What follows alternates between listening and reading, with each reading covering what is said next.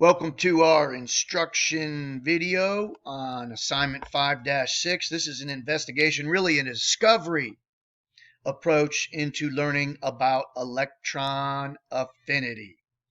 Last week, we used a website that had an interactive periodic table of elements, and we used that little interactive periodic table of elements to discover things about atomic radius trends on the periodic table, as well as seeing the patterns that emerge regarding ionization energy. Ionization energy, if you remember, is the energy required to rip an electron off an atom, to remove it off an atom, from an atom.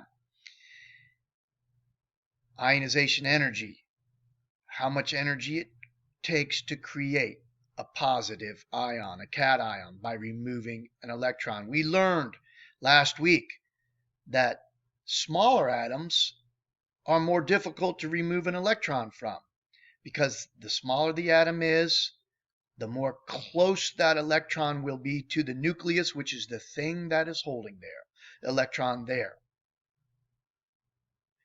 The closer you are to the force holding you there, the stronger that force is able to act.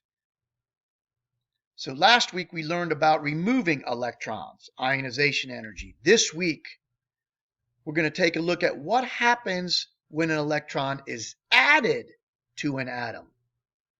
So last week we learned about size and about removing electrons. This week we're going to look at what happens to an atom when you add an electron. And in 5-6, hopefully you'll have an opportunity to use your brain, to use your insight, to put together things we have already learned, to begin to see the relationships that emerge when we add electrons. First, we need some background information. So in 5-6, you'll begin getting some background information. First of all, what does the word affinity mean? You'll click here. Then you'll click here to get a background on electron affinity, filling in these gray boxes. When you click, you'll go to a website. These questions follow closely to what's on the website. You're just filling in the blanks. But as you do this, I want you to read what you're filling in the blanks.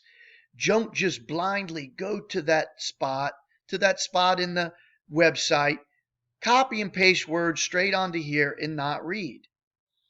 You need to read through this so that you begin to get familiar with the terms associating electron affinity and how it works. This stuff right here, as you can see, is not on any of the sites. This information we have is from my class notes. So I've interjected some of my notes on electron affinity right here. So up here we have an introduction to electron affinity. Now I'm going to get some specifics in here. Read through this carefully. Don't just skip this part. Read through this carefully. If you don't read through this carefully, everything you do after this is going to be of no help. So take your time to read through that. It's not that much. Oh my gosh, a half a page there.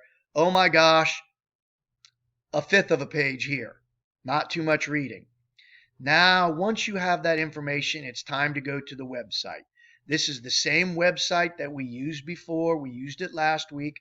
This is an interactive periodic table of elements. So click here and you'll go to that table that we used before, where you can click on different elements. But now we're going to be looking at electron affinities. When you click on there and you start picking some elements, like right here is an element that was selected, right here was an element that was selected. You can select two at a time. Any of the green ones can be selected. The white ones will not, they don't have information down for the white ones. But click on any of the green ones. The ones you click on will turn to this darker color. And when you want information on the affinity, it will be below the Bohr model, as it tells you right here. And what you're going to do is transfer that information to this table right here. Now, in this assignment, we only have one table that we're filling in.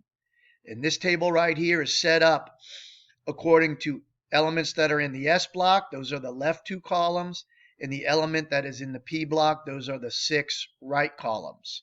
So when you look on the table right here, this is the S block. They have information about those elements. And then they have information about many of the P block elements, which are over here. They haven't given you any information on the D block, the inner transition or the transition metals. The inner transition metals would be down here. They have no information on those either. So you're just going to click on all these different elements to get their electron affinities, and you're going to post those in these gray boxes. EA stands for electron affinities. So you have to get hydrogen, lithium, boron, carbon, nitrogen. If there is something already in the box, you don't have to click on the website, or you don't have to click on the interactive periodic table to get those numbers. So zeros have been put in here. What does a zero mean? It means that it doesn't have it doesn't have really an affinity for another electron. And you'll get to that as you do this assignment. On the particular interactive periodic table, they don't put zeros.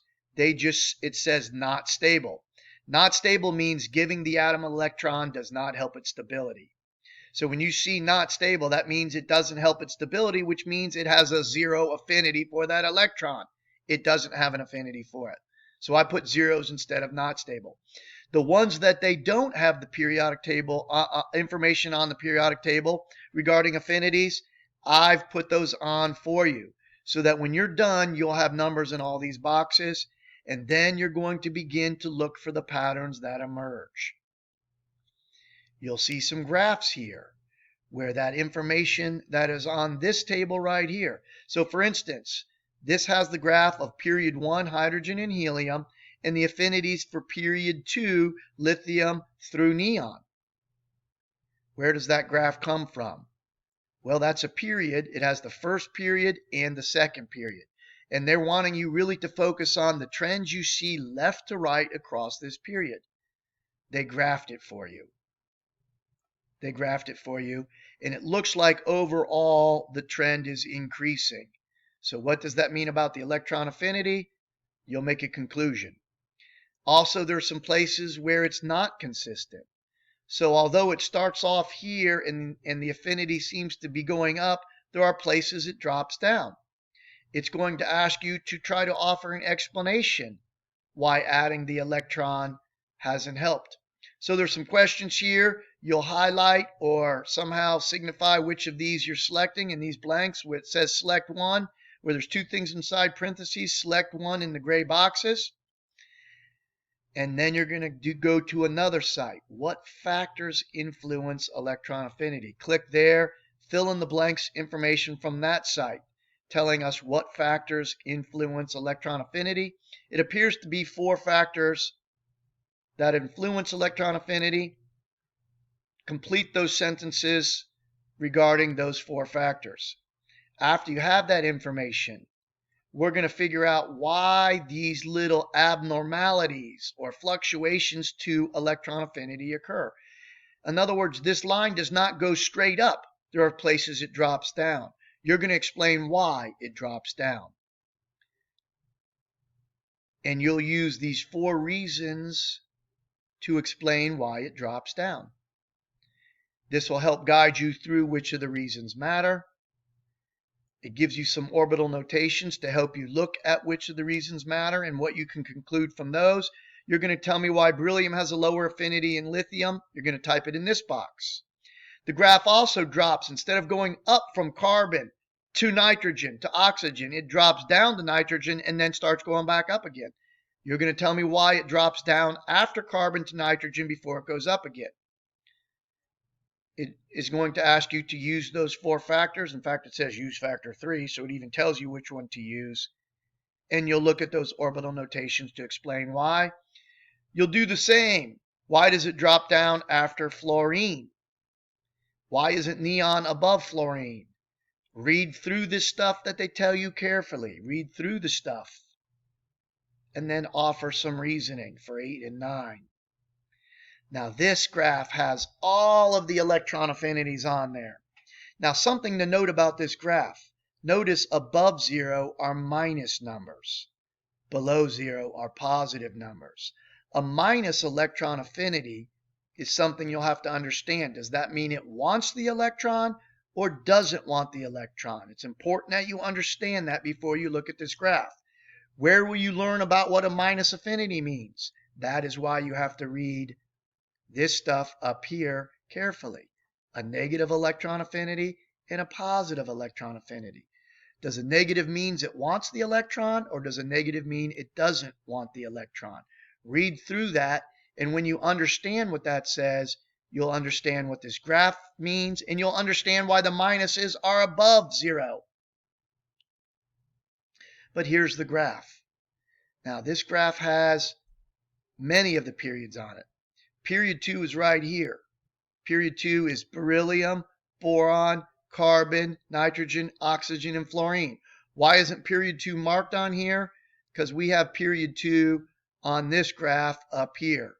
So we don't need to look at period 2 again. This is the period 2 graph. Here, these numbers are above 0. These should actually have minus signs in front of them as well. Below 0 means it's a positive on these kind of graphs. But now you're going to look at the trends for other periods other than period 2. We looked at period 2's trend up here. But what about the trends for period 3, 4, 5, and 6? Period 7 is not on here. The trend for period 7 is not on here. Period 2 is the one that starts with sodium. Period 2 has sodium, magnesium, aluminum, silicon, phosphorus, chlorine, sulfur, and... Oh, wait, I kind of skipped there. Period 3 has sodium, magnesium, silicon, phosphorus, sulfur, chlorine, and argon, who's down here, is part of period 3. How do I know that's period 3? Well, if we look on there, what do we mean by period 3? Here's period 3 right here. Those are the elements that we're looking at in period 3. So you're going to look at these different periods. Period 4 is on there. Period 5 is on there. Period 6 is on there. You're going to look at the trends through period 3, period 4, period 5, period 6. What is the electron confinity doing through those periods? And it drops a few points. So you're going to explain why it drops. Why isn't magnesium above sodium? Why isn't phosphorus above silicon? Why isn't argon above chlorine? You're going to explain those fluctuations or abnormalities. You're going to compare sodium to magnesium. You're going to compare silicon to phosphorus. You're going to compare chlorine and argon. Then we're going to look at trends across the groups. Here's the halogen group. Halogen group is group 17, Roman 7. The halogens have fluorine, chlorine, bromine, iodine, astatine. Group 16 is right here. Oxygen, sulfur, selenium, tellurium, polonium. The groups are marked on this one. The groups are all connected on here. Group 18 is all the way down here at the bottom. That's the noble gases, family 8. Helium. There's neon, there's argon, there's krypton, there's xenon, there's radon. The groups are connected. Remember, groups are vertical. Groups are vertical right here. So the groups are connected. You're going to tell me a few things about the groups. Answer those questions about groups. And you're going to explain some other things. One of the things we have to explain is why is there an abnormality here? Why is fluorine less than chlorine? If the line's going this way, shouldn't fluorine be up? Why does fluorine have less than chlorine?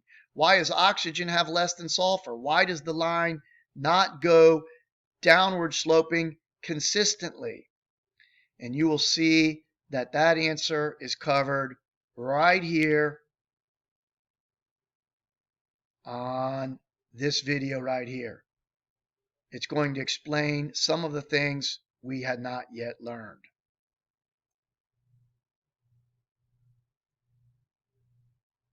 Then you're going to go back to our interactive periodic table of elements, and we're going to see what happens to the size of the anion, the negative ion. What happens to the size of an atom as you add electrons? Remember, when we removed electrons, ionization energy, when we removed electrons, the atoms got smaller. What do you suppose is going to happen when we add electrons? So that is really the last part of this that you'll complete. And then I want you to take a few moments to look at some other ways. Here's ways of graphing electron affinities. There are other ways of graphing electron affinities. Take a look at these graphs and see if you can make sense out of them. If you can make sense out of these different graphs, you understand electron affinity. Good luck. Enjoy this investigation and discovery of electron affinity.